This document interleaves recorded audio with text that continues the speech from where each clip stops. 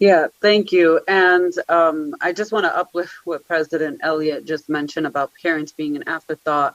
The fact that this was the presentation provided multiple times, and yes, you gave parents the opportunity and staff from each of the schools to have these Zoom sessions with some really bogus type of questions too, like what should the district do if we don't go with this proposal? What are you proposing? Like, that is not the type of questions that parents should be answering around their child's school closure. But in addition to that, I just want to uplift that I've heard nothing so far of what those parents and those sessions have brought up being incorporated into here. You mentioned 53 and 54, but that was already decided before you even had the session with 54 last night. So I don't want the public to think that their Zoom meeting was a very special, they're all special, but it did not sway you or your administration to make those changes, so that there was no magic formula that happened there last night. All of the Zooms that I've attended for all of the schools that have been proposed, especially for my schools,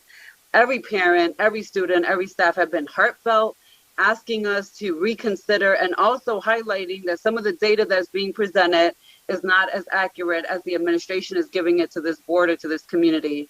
So since we're talking about number 29 and 19, I will say this: I will never close a school that is in good standing for a school that is in CIS. That just doesn't make sense. It doesn't make sense for the district as a whole, and it doesn't make sense that we would think that that's a good idea to close schools, not that are in receivership and not in good standing, but schools that are in good standing that help us as a district overall. That's just illogical. 29 in particular, though, which is a school in good standing, has been on the FMP multiple times removed. There's nothing stopping this board and this community and the FMP board from putting 29 on the plan to be repaired. 41% of the students that attend School 29 are walkers in that community. School 29 and School 2, although they are both co-located in the Southwest, are not the same community.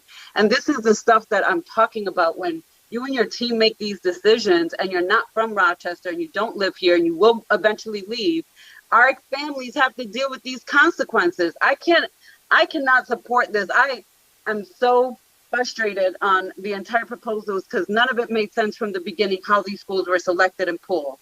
The only thing I can think of is that perhaps there's some personal vendettas against some of the administration and some of your staff. That's not accurate, Vice President LeBron. So that I can't let you say that. That is not accurate. I don't have any vendetta. That's not accurate. Dr. Myers-Small, with all due respect, there's no other logical, because at the end of the day, you and your staff will leave. Y'all will leave Rochester, and this community will have to suffer those consequences of those school closures and mergers.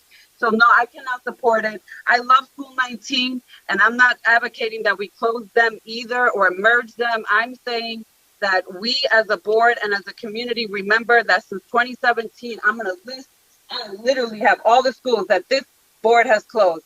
Dr. Jallo also did not say close schools. She said that we have to figure out how do we impact our resources. So let me just say this.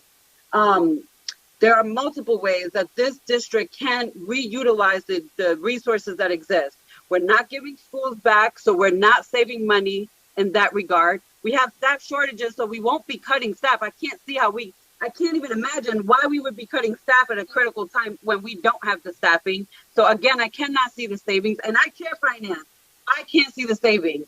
But since 2017, I joined the board in 2018, we have closed School 1. We closed the building for School 25. We gave School 25 building back. That's the only building that we gave back. School number 1 became School number 15. We did a interim health reduction. We closed Young Mothers. We closed 57, 20, 43, 44, and we closed the Bilingual Academy. If we're talking about reductions in our footprint, we've been doing that since 2017. We've been doing that as a board since I've been on the board. Any more reductions, we can't even afford them, and we can't afford them during a pandemic. So you can say what you want to say, Dr. Myers-Small, but the data that you have presented have not given me enough evidence to understand why these schools were selected. Just want to put that on record.